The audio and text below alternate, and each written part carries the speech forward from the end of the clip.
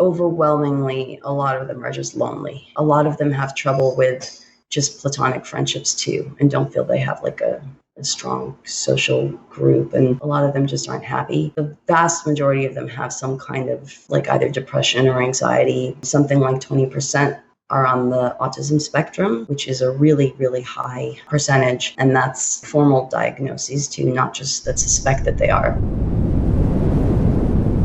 Naama Kates, welcome to the show. Thanks for having me. How did you get into researching incels? I've been asked this many times, and I don't have a neat story as to how.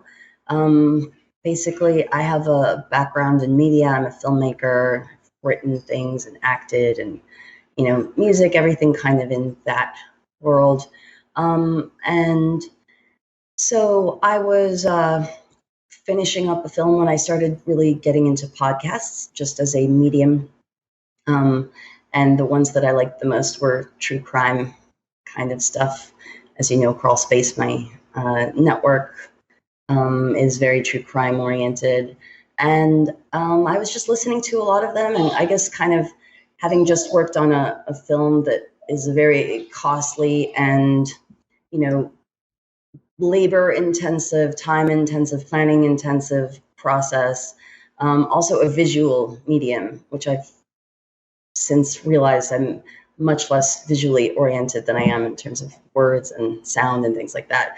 And yeah, I was just kind of really appreciating the medium, like storytelling through that form was interesting to me. And around the same time, I think incels kind of made their way onto my radar.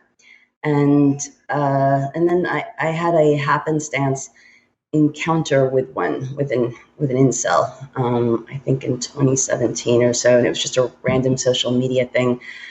And I started talking to this person, and it became very interesting. And I asked if we could record our conversations, and he said fine. And I listened to them back and found them interesting, and it just seemed like a good topic for a podcast. I looked around for information about it, and there was hardly any at the time, and that's kind of how it started.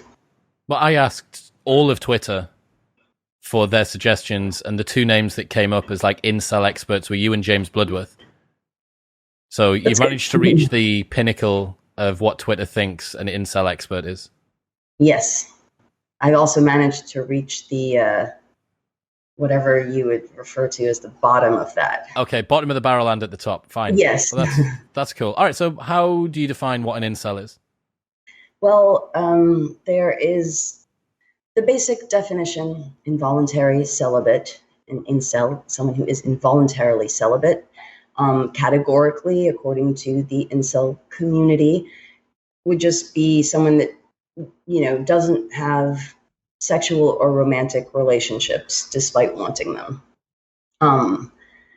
So that's kind of the broadest definition. And there's also like a timeline limit for some groups. They say, you have to be a virgin. Some would say, well, it has to be 6 months or more that you're in this situation that you can say you're incel. Otherwise, it's a dry spell or something. So there's that. But beyond that, are we talking about an incel, which is just someone who is that, whether or not they know it, or someone who recognizes that they are an incel? That's kind of the second or middle of the road definition. And then the third, I would say, is someone whose identity is, who's really kind of made their identity about that and partakes in the online, community and the forums and the websites, as we all might be coming to know more about them. Well, now. Pretty much everyone during lockdown last year probably was an incel, unless you were living with your partner, right? Right, and everyone who, everyone at some point in their lives probably was one too. Obviously, there's some exceptions to that, but yeah, if you just go by that definition, that's okay. So there's dry spell, which is a 6-month period. There's like purity incel, which is someone that hasn't had sex. There's an incel, which is someone that's aware about the fact that they're sort of struggling with women. And then there's somebody who identifies with the community. So you've sort of got a bit of a hierarchy going on. Mm-hmm. Yep. Okay, cool. How do incels relate to the men's rights movement? Do they at all? Yes, I mean, again, if we're going by the categorical description of an incel, and by the way, and I don't mean just the categorical description. I mean the one where they're aware of it, but they don't associate with the community in any way. And I've actually had many people like that on my show, so it's not uncommon. These are people who are incels and who are aware that they are and aware that a community exists, but they just don't relate to a lot of what they see in there. It's kind of like a lifestyle, but not an identity. Yeah. Or maybe even if it were an identity, once they realized what was associated with it or what the identity was for most of the people in it, they didn't want anything to do with it. So the original question was, sorry. Men's rights. Men's rights. Okay. So yeah, the men's rights, the MRA, men's rights activists, along with incels and along with MGTOW, men going their own way, and PUA, pickup artists, and some other sort of, derivations make up what's called the manosphere now. And the manosphere is described in various places to be kind of like a male supremacist umbrella of groups that have certain things in common, obviously with a lot of differences between them. There's also a timeline to this. I don't know if you want me to get like too detailed about that. Yeah, give us the broad overview. I want to know how this all pieced together. Okay, so basically, I would say that around the time that like 4chan, which started in 2003 or 2005, I don't remember, began, and a lot of different social media platforms began. They all kind of came of age around the time, which is the mid-aughts, late aughts, that there was this PUA, pickup artist movement. And it started with this man, Neil Strauss, who wrote a book called The Game that was considered pretty controversial or misogynistic at one point. But it was basically just kind of game, like how men can gamify the system when it comes to human behavior and mating and what makes people attractive to each other, etc. So this was a big thing. The book was a huge bestseller, and it kind of created a group of dating experts. You could call them like gurus at the time of pickup artistry. And there would be, it became another exploitative venture. Like there would be weekend retreats that cost a lot of money and all of that stuff. And while this was happening, and 4chan was becoming a thing with its boards like R9K, which was for hikikomori, a lot of the language that they were coming up with at the time. And you can imagine there'd be some overlap between people that spend too much time on the computer and are young men maybe and aren't getting laid. So there was. And then pickup artist kind of led to like the next generation of young men who felt awkward or whatever, having spent money and time and effort and resources on these pickup artist camps and this philosophy and these books, and seeing that it didn't work for them. So, they became reactionary against pickup artists. And if you are really into this stuff like I am, you'll know that when people write about Elliot Rodger and they talk about the incel forums that he visited, the one that they're referring to is what was called PUA Hate, PUAHate.com. So who's Elliot Rodger for the people that don't know? So Elliot Rodger is like the first incel killer, as people would call him, and understand that he was a 22-year-old who shot up his former, it was a college town that he was living in near Santa Barbara, Isla Vista, and, he murdered 7 people. So he left a very kind of widely circulated manifesto, and he had YouTube videos. He has a persona very much like a American Psycho kind of character, like a Oscar Wilde, or, very affected kind of persona. So that, I think, inspired a lot of copycats, and that was the first attack that was associated with the incel community, though he himself never used that word. So yeah, this is where PUA hate kind of started. And around the same time, you had the beginnings of the manosphere. So all these groups kind of coming up together in reaction to modern society, feminism, circumstances in their life. Are there gay incels or female incels? So that's a question I get a lot. Most incels themselves would say that there aren't either. Female incels would call themselves femcels, and there is a femcel. There are, it's like femcel chats and servers and stuff. I haven't really seen a dedicated website. It's a pretty different demographic.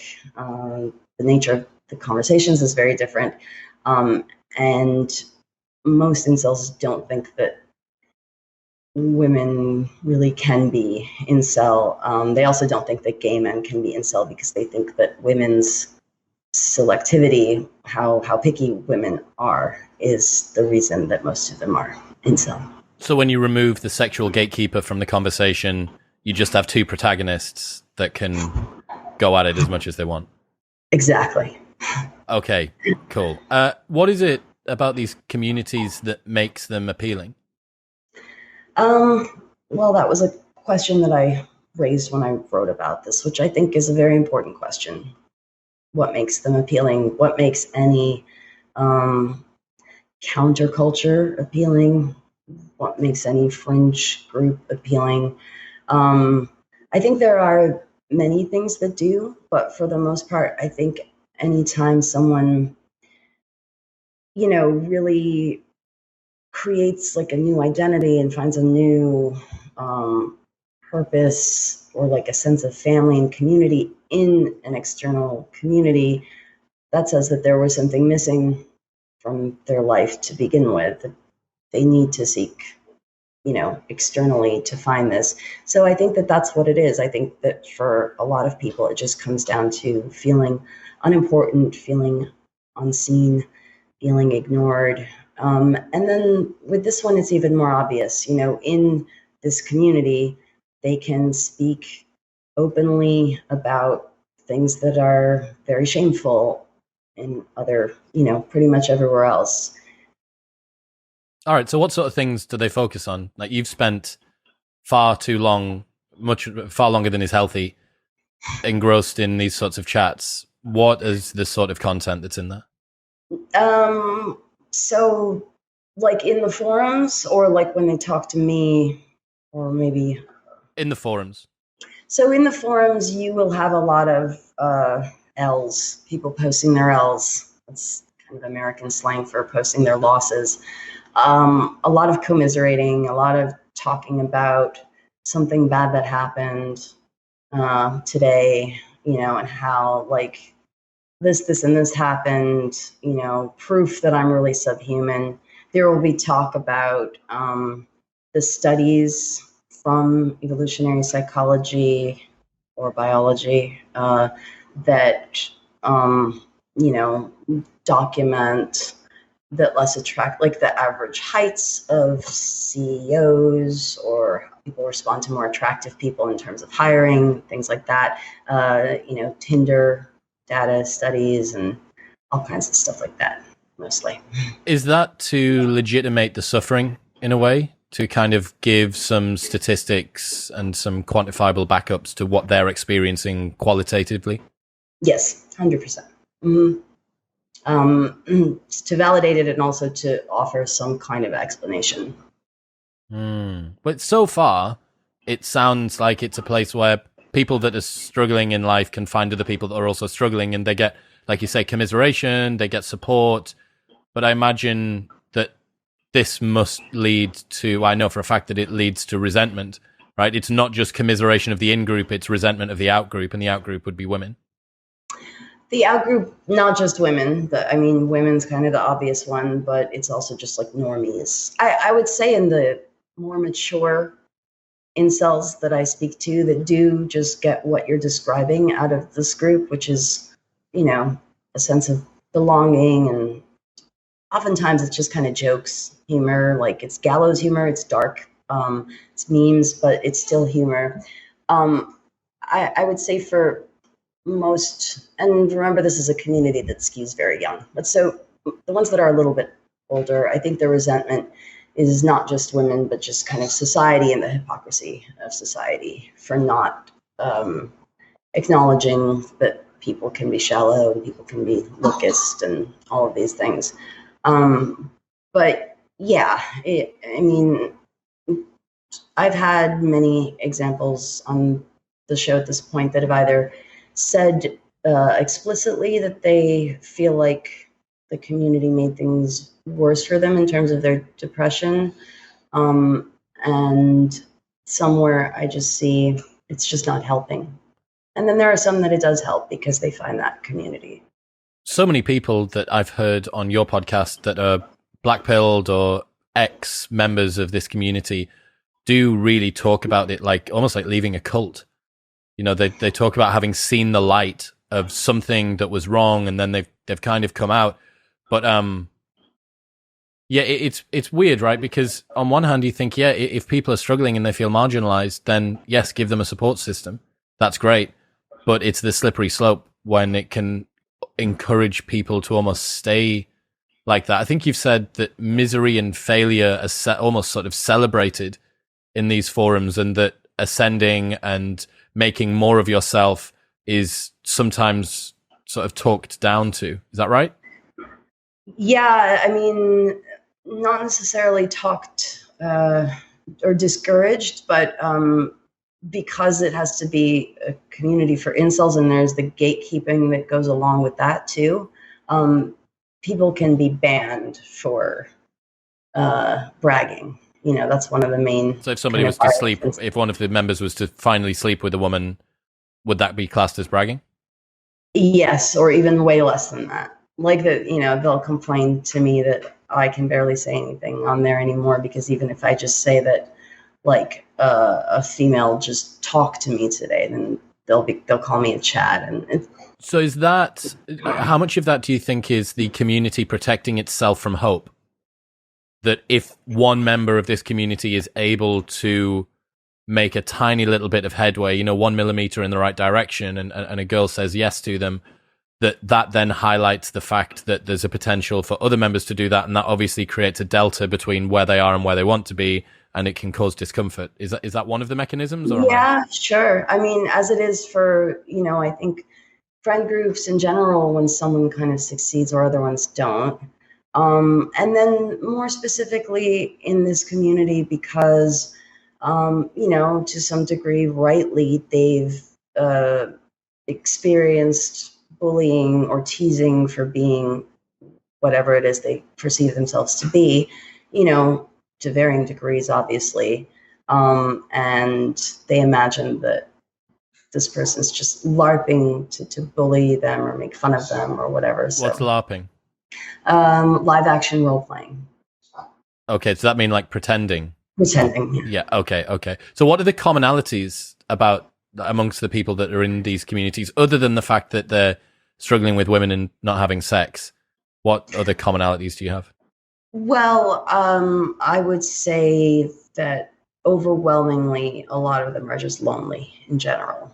So there are definitely exceptions to this, a substantial amount of them, but for the most part, a lot of them have trouble with just platonic friendships too, and don't feel they have like a strong social group, and just with other aspects of purpose in life, a lot of them just aren't happy.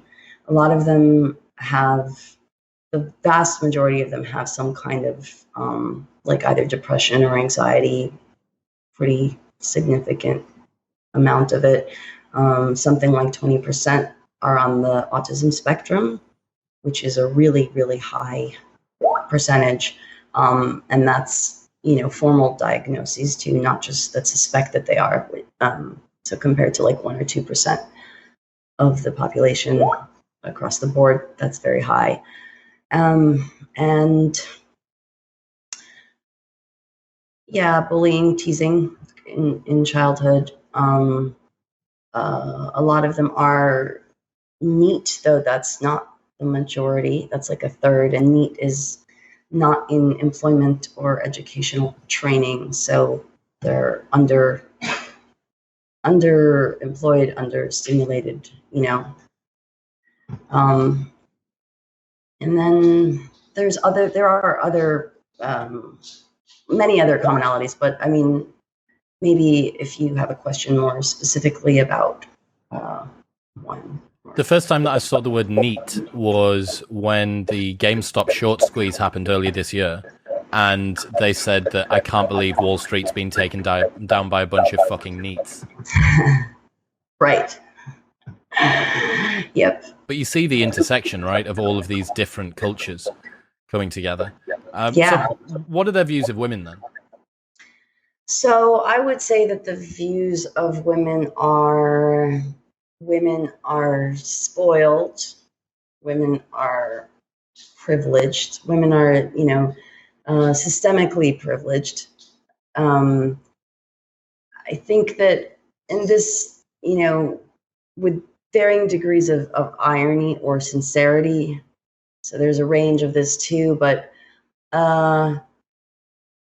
not faithful, not trustworthy, selfish, obsessed with attention, just attention, male attention specifically, more important than anything else. Greedy, I guess, for both money and attention and chads. Kind of almost primitive creatures. It seems interesting thinking about it. I agree that there is an element of looks from male to female attraction that doesn't always get spoken about. But in my experience, status and resources can account for an awful lot of looks. Like, think about the old billionaire, right, that's got a really hot young wife. Mm-hmm. Are there any of the guys that are trying to sort of manipulate their way out of inceldom through status or acquiring resources? Yes, there are. So they have their kind of hierarchy of what's important to women is looks, money, status, in that order. Oh, really? Yes. Do you agree with that? No. How would you put it? I think it really varies from person to person, and I think personality belongs on that list, and they don't. And then I think it's a combination of all those things, and one informs the other too. Like where they talk about this concept of the halo effect, which is an idea for when somebody is physically attractive. They are seen as being more intelligent, more funny, more kind, the list goes on. And I think that there's plenty of truth to that. But I think the reverse works too, to where if someone is very funny, is very intelligent, is whatever, they are also seen to be more attractive, more of the other things. And the blend for each person is very different. And it becomes really difficult to know at some point, objectively. And they're very interested in ranking. Like I get asked to rate their appearance 1 to 10 all the time. And I wouldn't even know how to do that. I've never done that. Why do you think that's the case? Well, I have a few ideas about it. I mean, obviously, there's some rigid thinking going on in this community, some need for rankings, order, numbers, kind of a black and white thinking too sometimes that is maybe a little bit more typically male to rank things like that. Maybe a little bit more typically kind of a conservative or less sort of adventurous, open-minded personality, which would track to. And then again, with autism spectrum disorder, and I'm not trying to, I have to be very careful whenever I even bring it up, even though I think it's so significant. But that's also, point of view, personality type that tends to be more rigid, more putting things in labels and ranks. And so, I think all of those things are related, and I think they're all also important for people to consider when they think about how to deal with incels. So some of them have identified the fact that looks are an enabler for status and resources, but they also sort of rank the hierarchy of these in reverse. So looks first as that. What about trying to make themselves look more attractive? Isn't there a thing, looks max or something? So What's that? Looks maxing just means making yourself more attractive. Physically, only physically. Yes. There's other, so status maxing is a term too that people can do, which I think I always tell them, go for that. That's very important. More important than any of the others.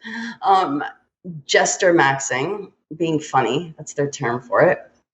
You can jester max your way into ascension.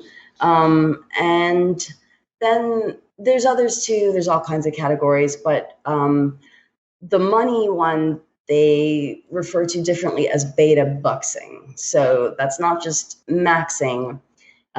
It's beta bucks. And the reason they don't all just try to do this is because then you might be able to buy your way into having a relationship or even getting married or whatever. But the woman will always be thinking of Chad because you're beta, and she'll never really be attracted to you or really love you or be loyal to you. And that's why money is the third of the three. Or is status the third of the three? No, status is the third, LMS. That's interesting. Well, they think that to women, looks is most important, then money, and then status. I disagree again, but that's not really ranking the outcomes of, this isn't all airtight. Yeah, I understand. It's not really ranking the outcomes of working on either any of the three things. It's just beta gets a different category also because it sounds good, I guess. Beta bucks. Yeah, it rhymes better, right? You've mentioned before that the incels particularly feel sort of marginalized in a modern woke culture. What's that mean? Mm-hmm. Well, I think there's truth to that because of many of our current movements, I guess, and attempts to sort of correct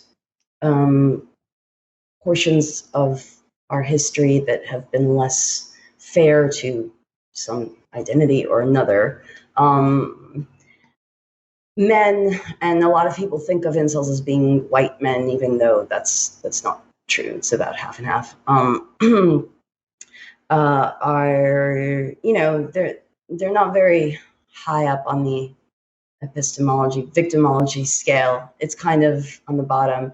So I think that where we do have a tremendous amount of empathy, or at least at least the appearance of empathy being granted to almost any group you can name now, protected class, there is none from supposedly the more empathetic people toward this group. Yeah, empathy and victimhood is sort of in vogue at the moment, right? Like it's signaling we're so compassionate, we really care about this marginalized group.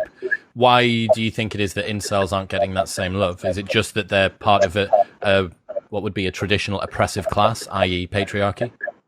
I think that's where it starts. I think there's also quite a bit of moral panic right now in our culture over issues like racism and misogyny, as there should be, but to then ascribe, things that are not, well, just because, so incels are this misogynistic group from the privileged class of men, and so therefore what they do that is horrible is, I don't know, it doesn't entirely make sense to me, but I guess there is a tendency now, because everyone's very polarized, for especially in sort of the mainstream to really explain anything that's horrible and ugly and unwanted and reviled and, you know, dangerous into like something that we can say is just this big evil, like racism or misogyny or something. And so I guess it's difficult for people to imagine that if one belongs to this group, they can't also be deserving of, they don't neatly fit into oppressor or oppressed. Yeah. And also it's derived from individual preferences. Yeah. And that's very hard. How do you say, I'm angry at you, evolutionary programming? Like, I'm angry at you, hypergamy, right. Especially when everybody is at the mercy. It's like being angry at gravity or something. Well, if people accept that those things they do actually exist, and not everyone does, but yeah. Yeah, well, hopefully, I don't know. I mean, that it blows my mind. The blank slateism. I've got James Bloodworth coming on. I saw that he had a conversation with a feminist, a series of letters, and I was blown away by the fact that most feminists ascribe to, or she said that most feminists apparently ascribe to this sort of blank slate theory, which is that the only differences that you have between men and women are because of socialization. You're like, you've read nothing. I don't understand. Also, common sense really just a minimum of common sense, I think, would suggest otherwise. Well, if that person is in a relationship, or if those people are in relationships, you'd say, okay, is your husband shorter than you? Yeah. Probably not. Right. Does your husband earn less than you? Right. Does your husband less educated than you? Does your husband have less status than you? Right. I can almost guarantee that it's not going to be two of those four. Exactly. Why is that there? Oh, well, we just have our... Well, no, that's preferences. Where do you think they came from? Yes. Like, do you think that we just recreated all the preferences that exist in the animal kingdom through socialization? So we dispensed with them. Every other animal got them. It's like, do you know what it is? It's the biological equivalent of flat earthers. Mm-hmm. It's that I know that I can see out there in the ether spheres, the moon's a sphere and the sun's a sphere and all of these other planets and stars, but we're not. But we've actually reinvented it so that it kind of looks and feels like we are. Right. Always Occam's razor, Yeah. Yeah. So what about being pro-monogamy? Because I only learned kind of recently about the usefulness of monogamy as a redistributive strategy for sex. And I guess that the incels are probably quite pro that. They are pro-monogamy, generally, because so many of them haven't even had a relationship that, well, why wouldn't they be? And then they have these fears about, women being unfaithful. So it would make sense that they're pro that. I mean... Well, on the flip side, sorry, I would have guessed that in a different version of the world, they could have said, well, if a society was more sexually liberal and women were more free and open, I might actually be able to get laid more easily. So it doesn't necessarily logically follow that that they would be pro-monogamy. That's true. And there are some that actually think that way. There are a few that do think that way, that because women are, more sexually liberated, that actually works in their favor. But where they don't is, what you kind of alluded to, this idea of enforced monogamy, just that in the past, when women weren't so hypergamous and didn't have these endless options, there would be other reasons they'd have to stay with someone. And then maybe beta bucks wouldn't be such a taboo thing. But now that women have all these options, then they are only going to want Chad. I think there's just a crossover more generally between kind of traditionalist thinking or more issues with contemporary society for a number, and incels for a number of reasons. I mean, one is, I think, kind of obvious, of just what we talked about with the, or maybe we didn't talk about it so much, but feminism and women's financial, women's ability to have agency and to have a career. What's the problem with that?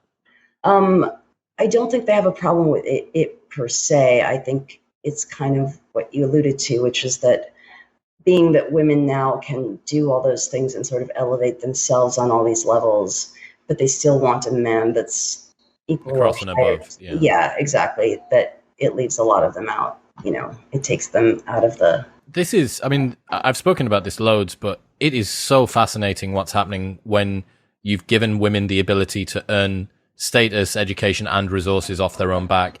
And the externality of it is so crazy, and no one could have predicted. Well, maybe with unbelievable foresight, you might have been able to predict. But the fact that women, quite rightly, should be allowed to do what they want and become smarter and richer and be more well-known, more famous, but that they're fundamentally going to shrink their own dating pool by doing this, which leads to a bunch of disassociated, disaffected men who only have other men to be friends with, and a bunch of singleton women who are struggling to find a man that they're fundamentally attracted to. Mm-hmm. And then a bunch of, like, the only person that's come out of this well are the 9s and 10s on the men's side. Like, no one else has come out of this in a good situation. Yeah, I mean, it's true. And you can't, it's one of those things that you can't really, like, no one would want to. I wouldn't want to, obviously. Not to say that anybody would, but even if one did believe that, turning the clock back on this. Oh, curtail women's ability to become educated, rich, and well-known in an attempt to make them more happy in a relationship. Right, exactly. Sorry, women, no more education for you. Yeah, get back into the kitchen. You can't put that back anyway, even if somebody were to want that. So it's just kind of something that we have to contend with. As a species, we've had many changes very quickly. Most recently, we're dealing with social media and dating apps, and people having the ability to have what looks like infinite swipes and endless options, and to specify their criteria for what they need, whether it's height or income or whatever. When people meet in real life, it doesn't really work like that. Attraction happens. I mean, proximity, just being close to someone geographically. Think about anyone that's worked in an office environment. You end up with the weirdest crushes on people. Yes, like, exactly. Why am I? If I saw this person out on the street, I wouldn't even look at them twice. Exactly. But because I'm around them all the time, this proximity effect just means, I don't know, I get this weird sense of attraction. Yeah, exactly. And that really happens. That really is the way that attraction often works. And these dating apps take that out of the equation. They don't even give that the opportunity to happen. They also lead people to, really, if people weren't selecting based on looks first before, they really are now. All you have is this tiny 2D curated image of someone to make your first, decision. What have been some of the changes that have occurred since you've been researching the incel community? Have you noticed the community sort of grow or shift or morph at all? Yeah, I think there have been a lot of changes to it. But, it hasn't been around that long to begin with. So it's kind of hard for me to say Still forming, yeah. Yeah, and what's also just cyclical, natural ups and downs. I mean, there's just been a lot more attention on it since I started, by media, academia, security, all these bodies. And then there's also been a lot of censorship. So when I started the research, there were a few issues here and there. The main subreddit for incels had been banned in 2017, leading to this website that's now like the most popular one. But since that time, but there were others, and since that time, they've all been banned. In the last 2 years, a little less than 2 years, they've all been banned. So it's really leading to a different, I think it just changes the nature of a community when everybody kind of is funneled to one place, and when there's so much scrutiny. That would change the content in the forum, I think, to be a little bit more paranoid. Some people become a little bit more shocking and edgelordy because they realize reporters and things. What's edgelordy? An edgelord is someone who, is edgy online, who will make provocative comments. Okay, but yeah, I mean, as soon as you drive a community or a movement underground, it's going to become more subversive. I know that we've both spoken to Andrew Gold, and he was saying that the number one risk factor for non-offending pedophiles is sort of stigmatization by society. Mm-hmm. That if they feel like there isn't a place for them in society, then why am I playing by your rules? What's the point? Yeah.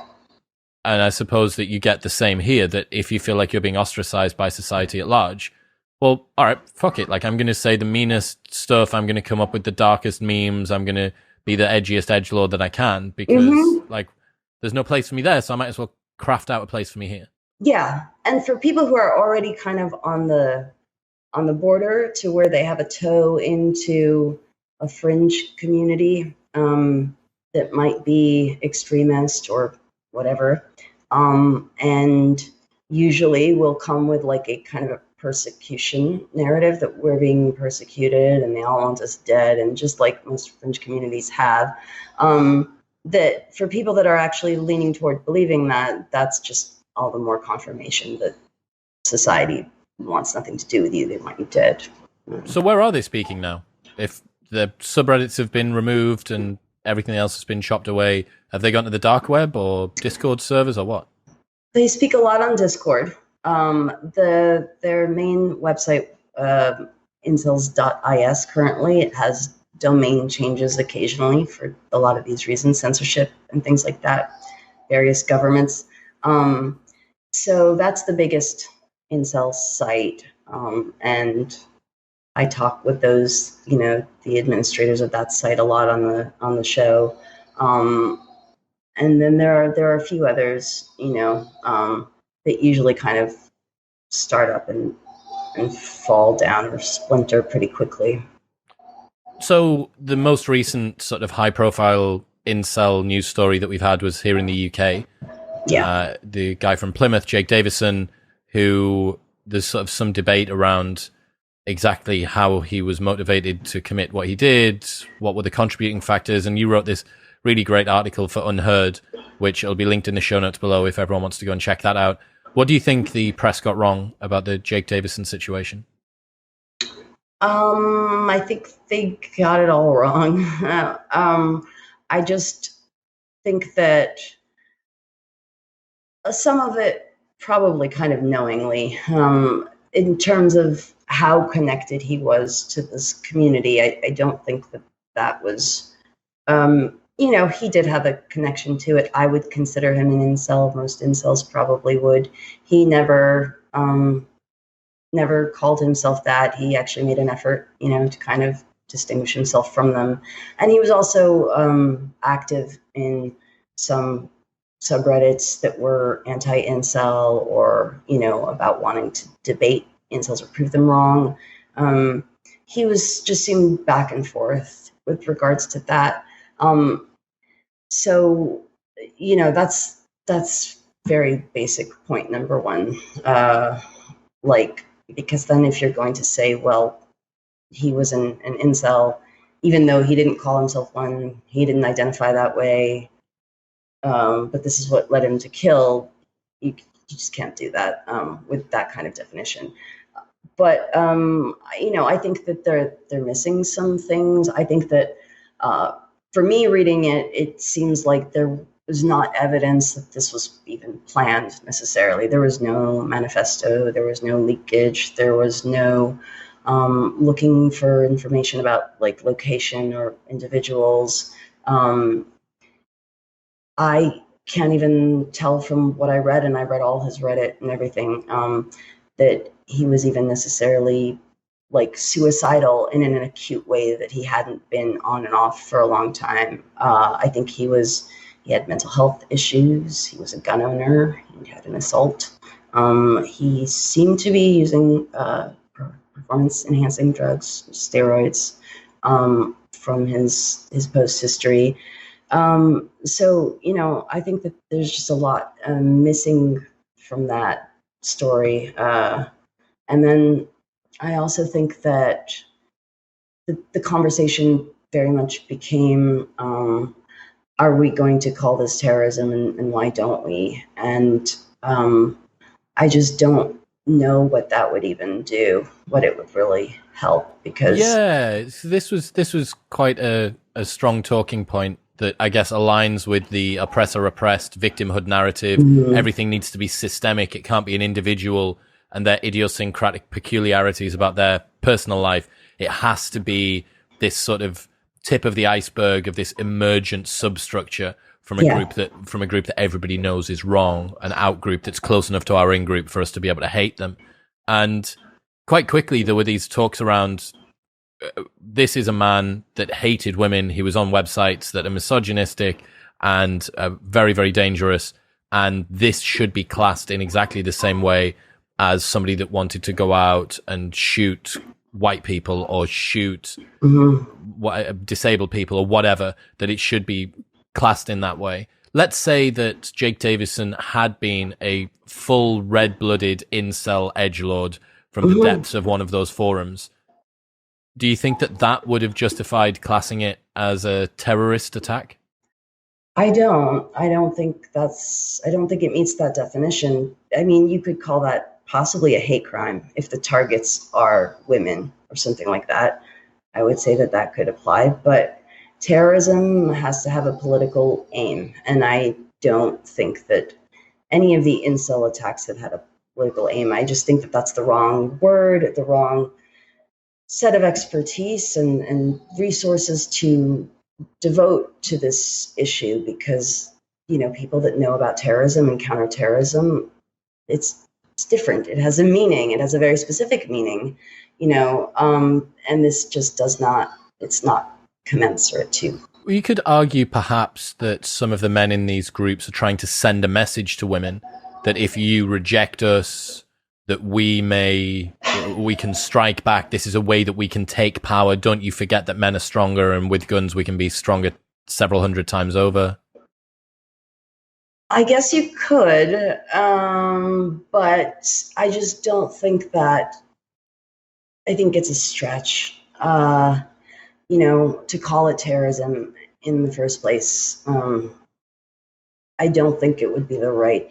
You know, I think that this is a problem, and problems with having, let's say it's not terrorism, let's say it's not even violent extremism, but just extremism, just, you know, a fringe misogynistic group. I think that there are things about that in and of itself that I would consider dangerous and very unhealthy. And I think that it should be handled, if that's really like the motivating factor, or even if not, it should be addressed there should be some approach, some actual, you know, scientifically sound and thought through approach to dealing with this problem, and with the problem of people being sort of pulled into very dark ideologies.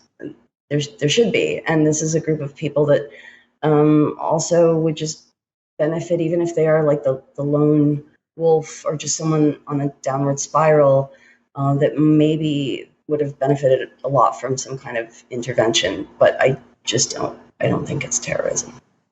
I would agree that deploying the counter-terrorism unit, like Jack Bauer isn't going to be able to make much of this Jake Davison situation. You're right that if you have a very particular set of skills, and those are counterintelligence, they are collecting assets and working out, you know, I mean, when these groups are having Reddit threads shut down, and that's like a big blow to the community, they're not operating at the same sort of level. And I think that fundamentally what this comes out of, which is different to most terrorist organizations, is not the impetus for why people join is not because of a shared vision around the world. It's because of a personal experience of the world, which has resulted in a commonality that they've been able to bond over. Yes. Yeah. And that might be true for why a lot of individuals join these other groups too, that what they really share is a personal experience that they're then sublimating onto this, you know, wider problem. But this is just different. What about incels and white supremacy? because I saw that get thrown around as well. Far right hate groups and white supremacy. Is that just the press churning out the usual talking points that they sometimes like? If patriarchy, then sometimes white supremacy and also far right hate groups, or is there actually something to this? There is something to it insofar as the language is, borrowed, and it goes back and forth between these communities, because a lot of them, again, also they both grew out of 4chan, the alt-right as we currently know it, the young ones, the memes and everything like that. There's some similarities in that culture. There are similarities in the fact that they're both anti-feminist to a degree, traditionalist. A lot of that, I think, has crossover with those personality types I kind of mentioned before, which is why some of this material would be more seductive for a certain personality type. So I would say there's a lot of crossover. Also, any army in the past, any terrorist group or just hate group or anything like that, now the people who join are probably going to be like disaffected young men that don't have a girlfriend and don't have that much to lose. So there's just that. Have you seen much talk about race in the groups that you were a part of? Yes, there's loads of talk about race. They use very, politically incorrect or, offensive language to talk about it, but it's not racism. I know this, we get into a lot of trouble when we try to talk or define anything to do with this concept right now. And I understand that it can still be considered racist to say things that are offensive, even if the intention isn't to offend or isn't hate. But I would just make that distinction that mostly it's people of other races sort of talking about themselves. They talk a lot about women being racist and how women are, more racist and more picky than men in terms of their dating app matches and things like that. Yeah, so I think contextualizing the other sort of language that's being used in these groups probably changes the use of the N-word to something else, because when you are being as edgy as you can, using the N-word is almost just like it's crazy to think. I went on one of these new video hosting platforms, one of these decentralized things, and with unmoderated comments. And I was like, wow, I can't believe that people post stuff like this on the internet. I couldn't believe that it even still existed. So yeah, when you contextualize stuff like that, it does make sense. You mentioned earlier on that you said it was about 50-50 when you were talking about white participants of these groups to other ethnic backgrounds. Is that right? Yes. At least in like incels.co or .is now. 50% of the people on incels.co are from an ethnic minority. And that's given the fact that most of the members are from Europe and the United States. So that's even, I would say, it's that's not like you've got an overrepresentative Indian population in here, or like loads of people from Ghana or something like that are bringing the numbers up. Well, right. I mean, but you'd think that given, I don't know, I think in the United States, it's still something like 70% or so is white. And Europe's probably similar. So, the majority of the members are from those countries, then that's definitely not, I don't think that's overrepresenting. Yeah, so proportionally, you have an overrepresentation of minorities in this group. Maybe even a little bit, yeah. That's interesting. Yeah, it is.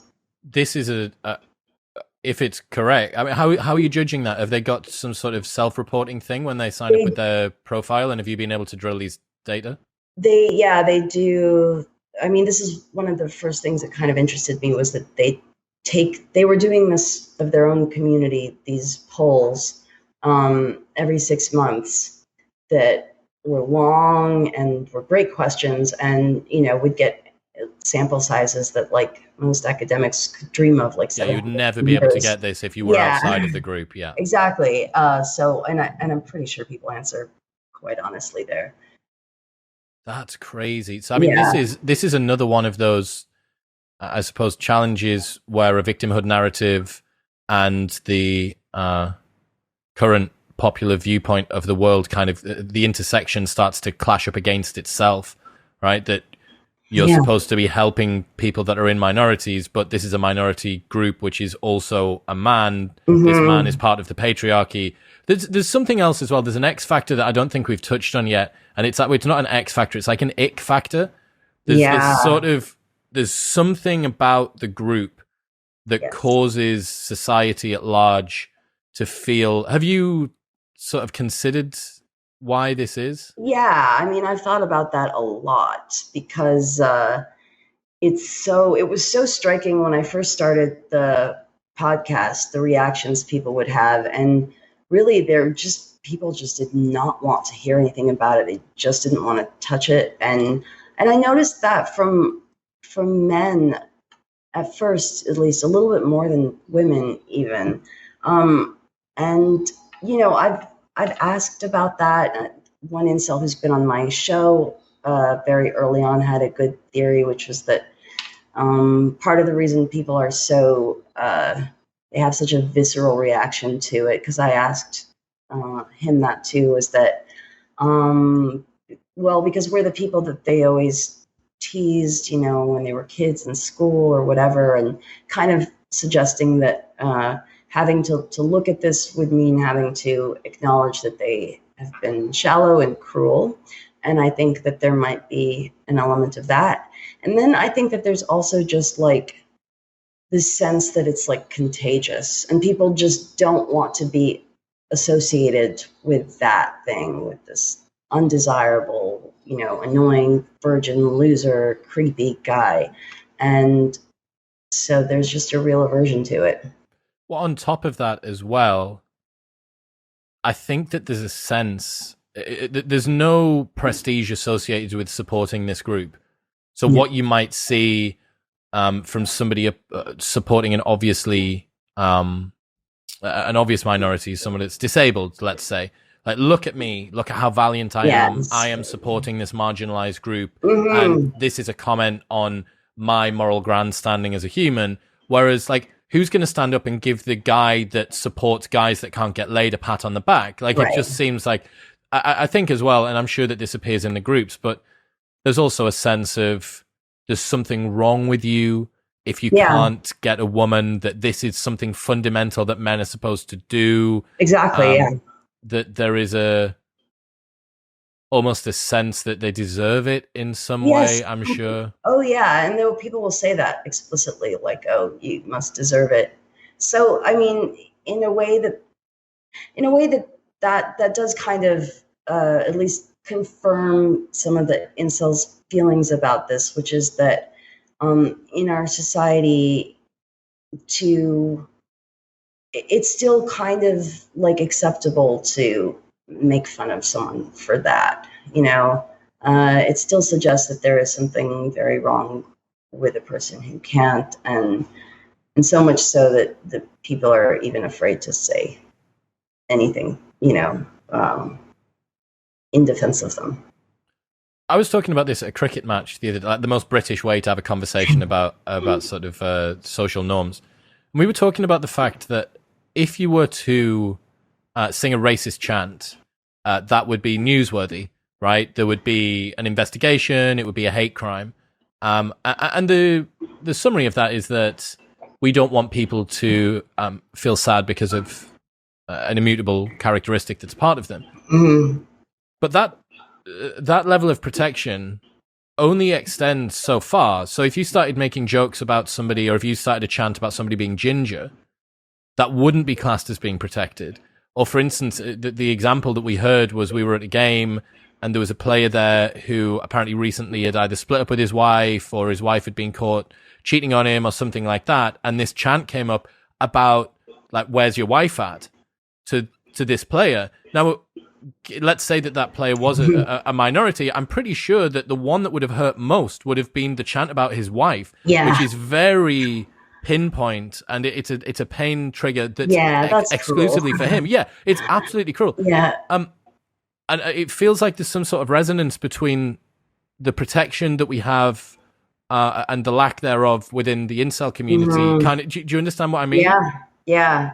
I don't know. It's like, there's kind of like this, men should be able to take that kind of joking, on the one hand. And if they, certainly it should be joking, because they should also be able to handle a woman and this and that. So there's that, which is very much playing into the whole traditional gender norms, for one, which is part of why it's so hypocritical. And then that if they can't, they're just whining and complaining and like, get a hobby, go to the gym, stop whining. But that's not consistent with the idea that men should be able to express their feelings, their hurt, or that we should be very sensitive not to punch down on someone's either immutable characteristics or just circumstances in their life that are not things that any of us want. Yeah, it's like, it's okay to talk, but not about the fact that you can't get laid. Like, it's okay to talk is the mental health campaign that's going on in the UK at the moment. Yeah. And you think, well, yeah, there's something about it. There's some sort of blind spot. I mean, I'm feeling that, and especially as I've been reading more about this in preparation for speaking to you, and just generally, I was quite sort of fascinated by the community overall. My empathy is quite conflicted here, because I really, really do feel, and hearing the guys talk on your show, they're obviously, really sensitive humans for the most part. I think you've had some that are a little bit more sort of on the psychotic end of the spectrum, but for the most part, these are just lonely guys that you want to take under your wing and go, look, dude, like, come out for a beer. It'll be sweet. Like, we'll just go for a beer and it'll be fine. And on the flip side, there's a challenge, because some of the, as you get deeper and deeper into some of these communities, the fact that you can have quite dangerous narratives around women, that the coping mechanisms that some of these groups have used, i.e. sort of this in-group, out-group hatred of women, and then also of whatever the normies, the chads, that's something that really isn't so deserving of empathy. But you can, if you've tracked this step by step, you can see where that comes from. Yeah. Have you found yourself, I mean, I know that you've previously been criticized for being too empathetic with these individuals. Is this something that you battle with internally? Maybe a tiny bit, but pretty rarely, because like I don't really battle with my actual position on it, because I really do feel that with anyone that believes in like a malevolent ideology with like a designated enemy, and that they weren't born that way. That did start somewhere.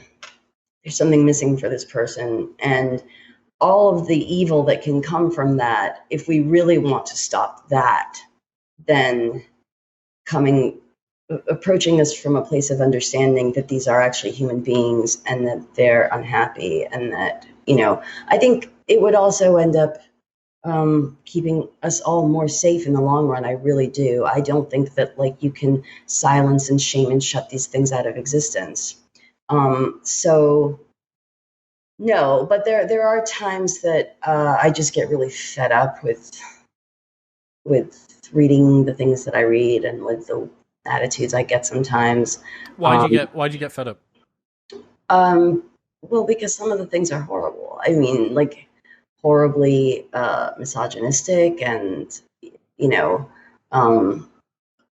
you do get sick of it sometimes. Like, it's funny because I read from all these people that work in countering violent extremism and things like that, and they talk about how difficult it is for them to just read this content, and oh God, I don't feel that way. Like, I don't find it like traumatizing to me to read things from a forum.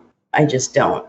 But I can find it like there's some days where I'm just sick of it, or find it sickening, or I'm talking to an individual who is being really stubborn and like, woe is me, and, even a little rude to me when I'm giving them my time. And it can just be exhausting. And sometimes, the ideas that come out of it, really do kind of sicken me. But I still think that for the most part, any individual, when they're out of their echo chamber and out of their group, is very different.